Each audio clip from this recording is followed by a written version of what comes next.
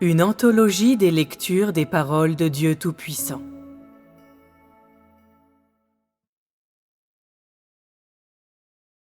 Les deux incarnations complètent la signification de l'incarnation.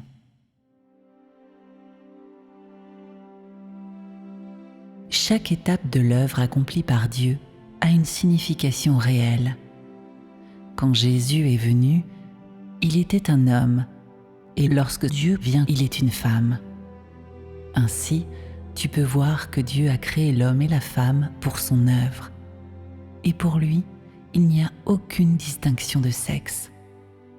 Lorsque son esprit arrive, il peut prendre toute chair à volonté et la chair le représente. Homme ou femme, les deux représentent Dieu aussi longtemps que c'est sa chair incarnée.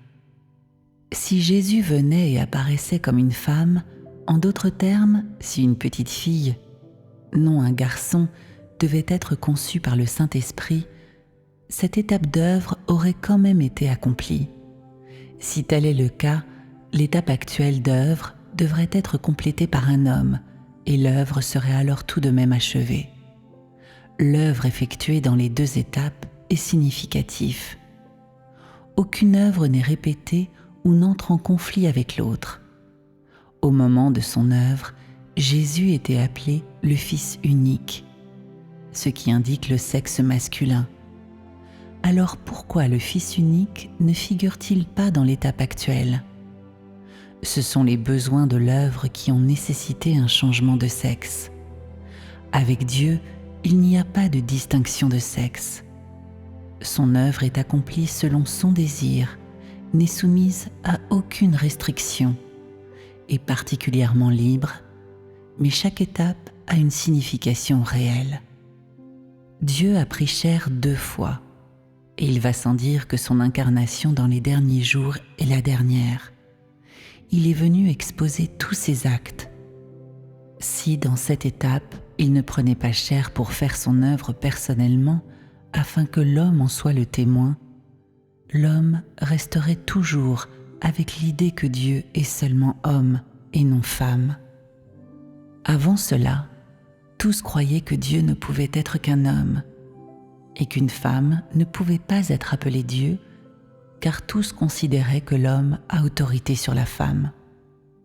Ils croyaient qu'aucune femme ne pouvait avoir d'autorité, seulement l'homme.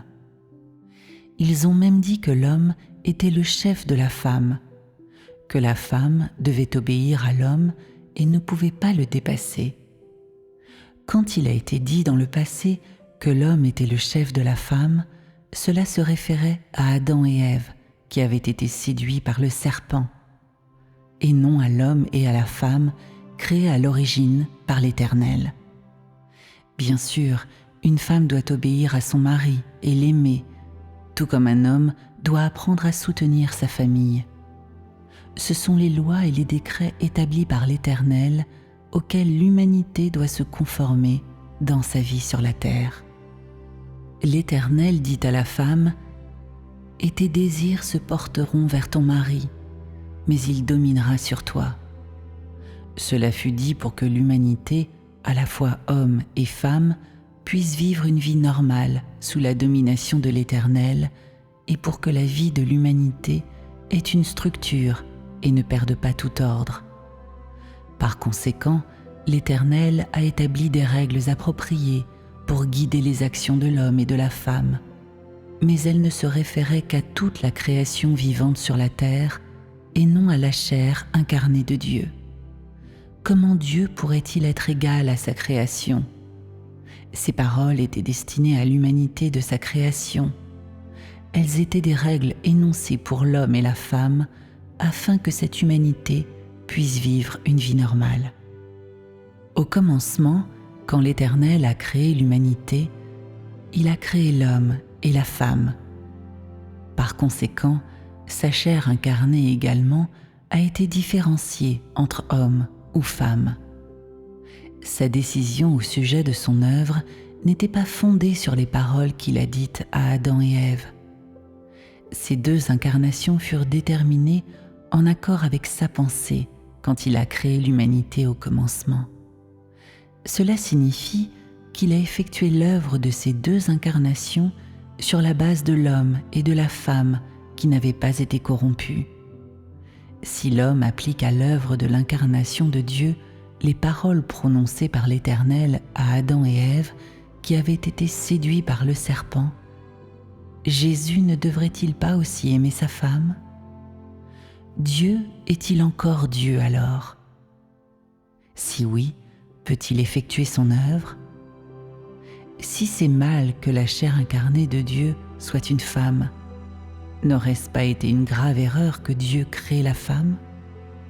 Si l'homme croit encore que c'est mal que Dieu s'incarne comme femme, l'incarnation de Jésus, qui ne s'est pas marié et donc ne pouvait pas aimer sa femme, ne serait-elle pas autant une erreur que l'incarnation actuelle?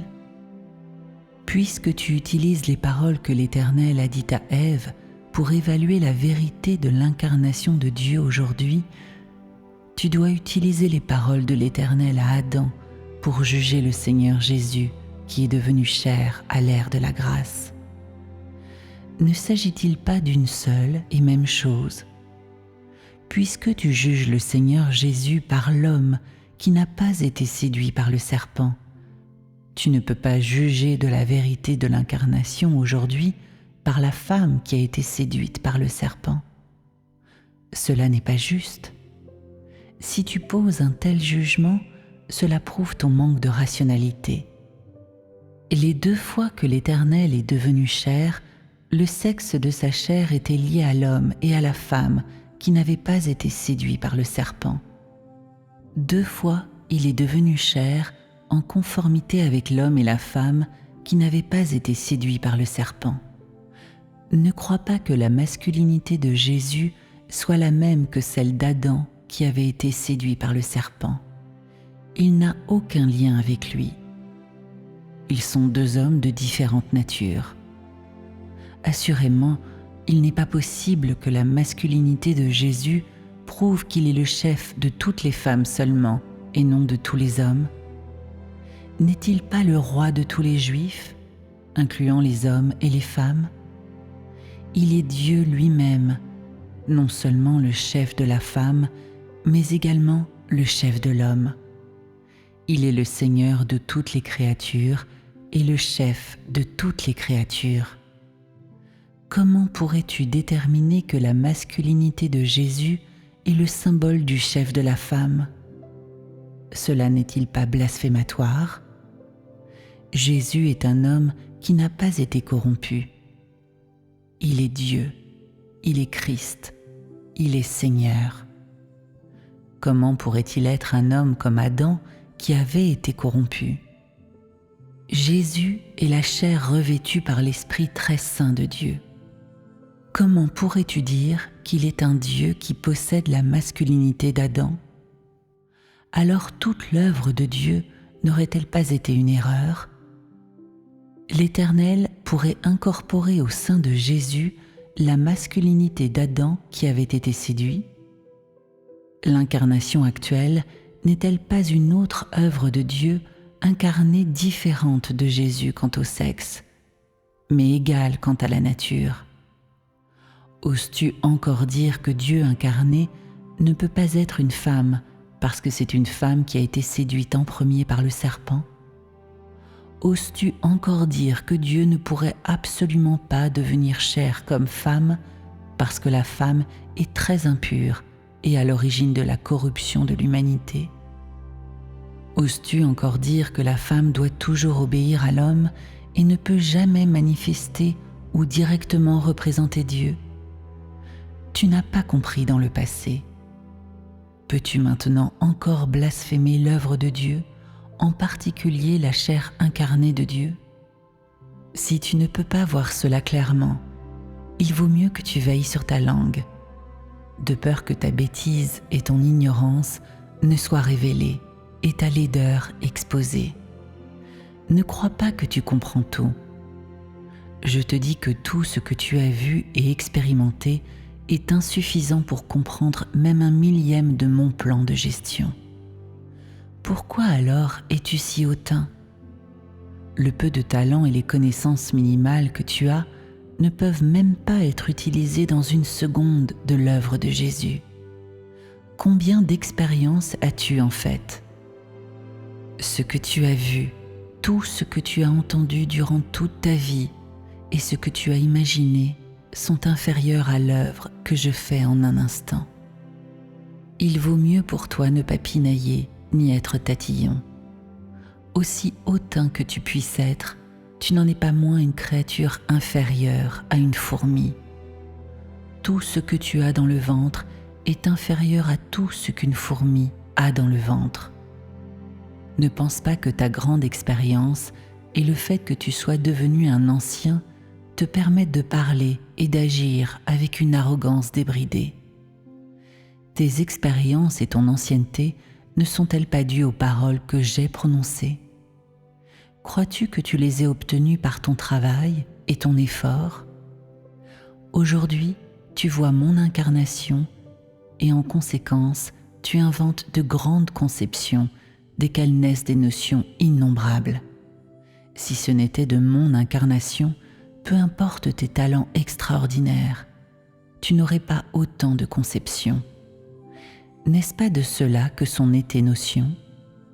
Si ce n'était pas de la première fois que Jésus est devenu chair, que connaîtrais-tu de l'incarnation ? N'est-ce pas à cause de ta connaissance de la première incarnation que tu oses juger la seconde incarnation si ouvertement ? Pourquoi devrais-tu l'examiner au lieu d'être un disciple obéissant ? Tu es entré dans ce courant et tu es venu devant le Dieu incarné. Comment pourrait-on t'autoriser à étudier ? C'est bien que tu étudies ta propre histoire familiale, mais l'histoire familiale de Dieu, comment le Dieu d'aujourd'hui te permettrait-il de l'étudier ? N'es-tu pas aveugle ? Ne t'attires-tu pas du mépris sur toi-même ? Si seule l'œuvre de Jésus avait été réalisée sans le complément de cette étape des derniers jours, alors l'homme aurait toujours l'idée que seul Jésus est le Fils unique de Dieu, c'est-à-dire que Dieu n'a qu'un seul Fils, et que quiconque vient ensuite avec un autre nom ne serait pas le Fils unique de Dieu, encore moins Dieu lui-même. L'homme a l'idée que celui qui sert de péché d'expiation ou qui exerce le pouvoir de Dieu et rachète toute l'humanité est le Fils unique de Dieu. Certains croient que tant qu'il vient comme homme, il peut être considéré comme le Fils unique de Dieu et un représentant de Dieu. Certains même disent que Jésus est le Fils de l'Éternel, son Fils unique. N'est-ce pas une idée sérieuse pour l'homme ? Si cette étape d'œuvre des derniers jours n'était pas faite, alors, en ce qui concerne Dieu, une ombre couvrirait toute l'humanité. S'il en était ainsi, l'homme se croirait supérieur à la femme, et les femmes ne pourraient jamais marcher la tête haute. Ainsi, aucune femme ne serait sauvée.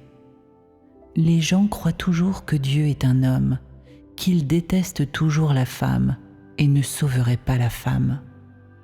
Alors, n'est-il pas vrai que toutes les femmes créées par l'Éternel et aussi corrompues n'auraient jamais la chance d'être sauvées ? N'aurait-il pas été inutile à l'Éternel, donc, de créer la femme, c'est-à-dire de créer Ève ? Et la femme ne périrait-elle pas pour toute l'éternité ? Par conséquent, le but de cette étape d'œuvre dans les derniers jours est de sauver l'humanité entière. Pas seulement la femme, mais toute l'humanité. Cette œuvre est pour le bien de toute l'humanité, et non seulement pour la femme. Quiconque pense autrement est d'autant plus idiot.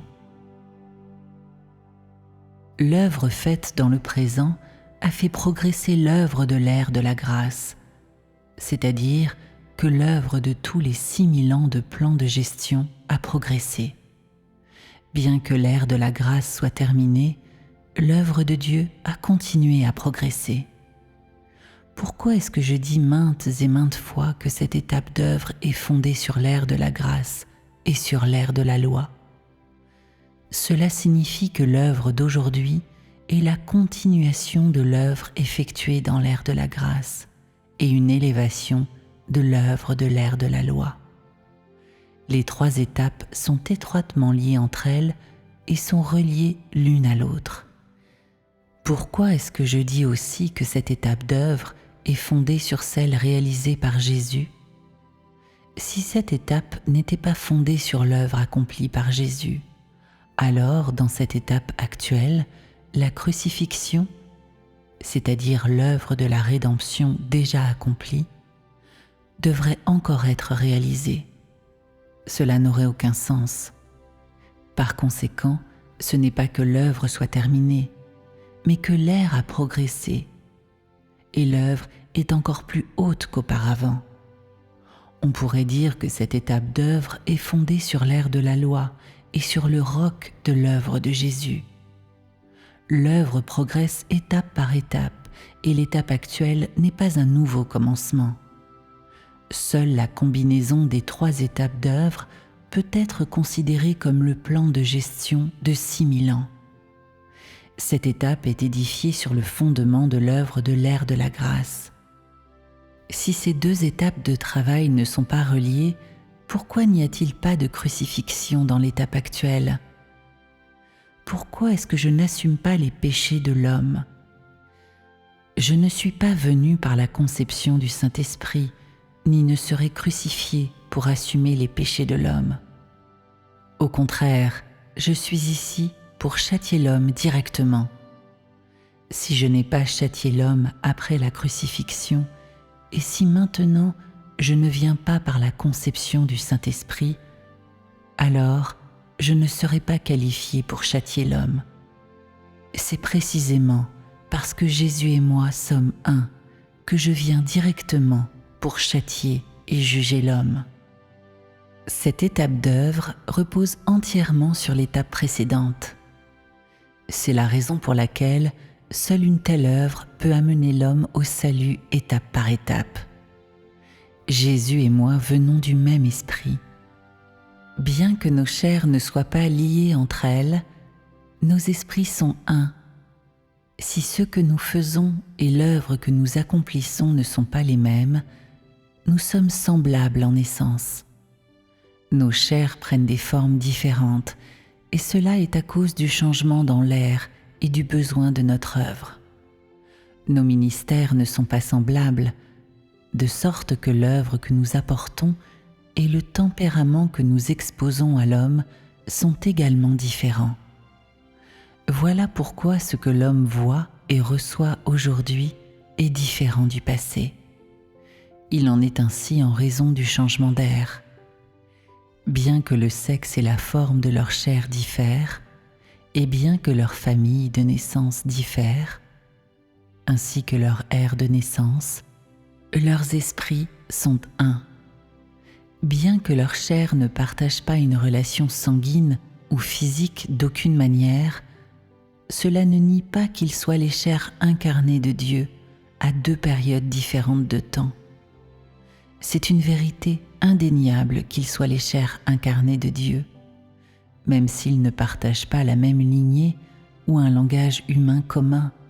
L'un était un homme qui parlait la langue des Juifs, et l'autre est une femme qui ne parle que chinois. Pour ces raisons, ils font l'œuvre qu'ils doivent faire dans des pays différents, et aussi durant des périodes différentes de temps. Malgré le fait qu'ils sont le même esprit, qu'ils possèdent la même essence, il n'y a aucune ressemblance entre les enveloppes extérieures de leur chair. Ils partagent simplement la même humanité, mais l'apparence et la naissance de leur chair ne se ressemblent pas. Cela n'a aucun impact sur leur œuvre respective ou sur la connaissance de l'homme à leur sujet, car après tout, ils sont le même esprit et personne ne peut les séparer. Bien qu'ils ne soient pas liés par le sang, leurs êtres entiers sont dirigés par leurs esprits, de sorte que leurs êtres entreprennent une œuvre différente dans des périodes différentes avec leur chair qui ne partage pas la même lignée. De même, l'Esprit de l'Éternel n'est pas le Père de l'Esprit de Jésus, tout comme l'Esprit de Jésus n'est pas le Fils de l'Esprit de l'Éternel. Ils sont le même Esprit, tout comme le Dieu incarné d'aujourd'hui est Jésus. Bien qu'ils ne soient pas liés par le sang, ils sont un. En effet, leurs esprits sont un. Il peut faire l'œuvre de miséricorde et de bonté, ainsi que celle du juste jugement et du châtiment de l'homme, et aussi l'œuvre d'infliger des malédictions à l'homme. En fin de compte, il peut faire l'œuvre de détruire le monde et de punir les méchants. Ne fait-il pas tout cela lui-même? Cela n'est-il pas la toute-puissance de Dieu? Il a pu établir des lois pour l'homme et émettre des commandements, et il a pu aussi diriger les premiers Israélites dans leur vie sur la terre et les guider à construire le temple et des autels, régnant sur tous les Israélites. En raison de son autorité, il a vécu avec eux sur la terre pendant 2000 ans. Les Israélites n'osaient se rebeller. Ils révéraient l'Éternel et observaient les commandements. Cette œuvre a été faite grâce à son autorité et de sa toute-puissance. À l'ère de la grâce, Jésus est venu racheter toute l'humanité déchue, non seulement les Israélites. Il a fait preuve de miséricorde et de bonté envers l'homme. Le Jésus que l'homme voyait dans l'ère de la grâce était rempli de bonté et était toujours aimant, car il était venu délivrer l'homme du péché. Il pouvait pardonner aux hommes leurs péchés jusqu'à ce que sa crucifixion délivre vraiment l'humanité du péché. Pendant ce temps, Dieu est apparu à l'homme dans la miséricorde et la bonté, c'est-à-dire qu'il est devenu un sacrifice d'expiation pour l'homme et a été crucifié pour les péchés de l'homme, afin qu'il puisse être pardonné éternellement. Il était miséricordieux, compatissant, endurant et aimant. Et tous ceux qui suivaient Jésus à l'ère de la grâce ont également cherché à être endurants et aimants en toutes choses. Ils ont enduré toutes les souffrances et n'ont jamais retourné les coups quand ils étaient battus, maudits ou lapidés. Mais ce n'est pas pareil dans cette étape finale, tout comme l'œuvre de Jésus et de l'Éternel n'était pas pareille, même si leurs esprits étaient un. L'œuvre de l'Éternel n'était pas de mener l'ère à sa fin, mais de la diriger et d'ouvrir la voie à la vie de l'humanité sur terre. Cependant, l'œuvre maintenant est de conquérir ces hommes profondément corrompus parmi les nations païennes et de diriger non seulement la famille de la Chine, mais l'univers entier. Tu vois que cette œuvre maintenant est seulement effectuée en Chine, mais en fait, elle a déjà commencé à se répandre à l'étranger. Pourquoi les étrangers cherchent-ils continuellement le vrai chemin? C'est parce que l'Esprit a déjà commencé son œuvre et que les paroles sont maintenant destinées aux gens de l'univers entier. Voilà déjà la moitié d'œuvre. L'Esprit de Dieu a fait une œuvre extraordinaire depuis que le monde a été créé. Il a fait une œuvre différente à travers les différentes ères et dans différentes nations. Les gens de chaque ère voient son tempérament différent, qui est naturellement exposé par son œuvre différente. Il est Dieu, rempli de miséricorde et de bonté. Il est le sacrifice d'expiation pour l'homme et le berger de l'homme. Mais il est aussi le jugement, le châtiment et la malédiction pour l'homme. Il a dirigé l'homme dans sa vie sur terre pendant 2000 ans et a également racheté l'humanité corrompue du péché. Et aujourd'hui, il peut aussi conquérir les hommes qui ne le connaissent pas et les conquérir sous sa domination de sorte que tous se soumettent à lui pleinement. À la fin, il brûlera tout ce qui est impur et injuste chez les hommes dans l'univers entier, pour leur montrer qu'il est non seulement un Dieu miséricordieux, bon, sage, merveilleux et saint, mais plus encore, qu'il est un Dieu qui juge les hommes. Pour les méchants parmi les hommes, il signifie le brûlement, le jugement et la punition. Pour ceux qui doivent être perfectionnés, il signifie la tribulation, le raffinement et l'épreuve, ainsi que le réconfort, la subsistance, l'approvisionnement de paroles, le traitement et l'émondage. Et pour ceux qui sont éliminés, il signifie la punition, ainsi que la rétribution. Dis-moi, Dieu n'est-il pas tout-puissant ? Il peut faire toute l'œuvre, non seulement la crucifixion comme tu l'imaginais. Tu sous-estimes Dieu. Crois-tu que tout serait fini après la rédemption de toute l'humanité par sa crucifixion, et qu'après cela, tu le suivrais au ciel et mangerais du fruit de l'arbre de vie et boirais à la source de vie? Est-ce que ça pourrait être si simple? Dis-moi, qu'as-tu accompli?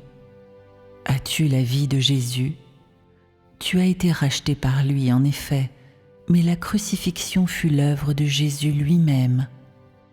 Quel devoir as-tu rempli en tant qu'homme? Ta piété est tout extérieure et tu ne comprends pas sa voix. C'est comme cela que tu le manifestes? Si tu ne reçois pas la vie de Dieu ou n'as pas vu la totalité de son juste tempérament, alors tu ne peux pas prétendre avoir la vie et tu n'es pas digne de passer par la porte du royaume des cieux. Non seulement Dieu est un esprit, mais il peut aussi devenir chair. En plus, il est un corps de gloire. Bien que vous n'ayez pas vu Jésus, il a été vu par les Israélites, c'est-à-dire les Juifs à l'époque. Il fut d'abord une chair, mais après avoir été crucifié, il est devenu le corps de gloire. Il est l'esprit qui englobe tout et peut faire de l'œuvre dans tous les lieux. Il peut être l'Éternel, Jésus et le Messie. À la fin, il peut devenir Dieu tout-puissant. Il est la justice, le jugement et le châtiment. Il est la malédiction et la colère, mais aussi la miséricorde et la bonté. Toute l'œuvre qu'il fait peut le représenter. Quelle sorte de Dieu dis-tu qu'il est? Tu ne peux tout simplement pas l'expliquer et tu peux seulement dire « Je ne peux pas expliquer quelle sorte de Dieu il est ». Ne tire pas la conclusion que Dieu est toujours un Dieu de miséricorde et de bonté, tout simplement parce que Dieu a fait l'œuvre de la rédemption dans une étape. Peux-tu être certain qu'il est seulement comme cela? S'il est un Dieu miséricordieux et aimant, pourquoi mènera-t-il l'ère à sa fin dans les derniers jours? Pourquoi enverra-t-il tant de catastrophes?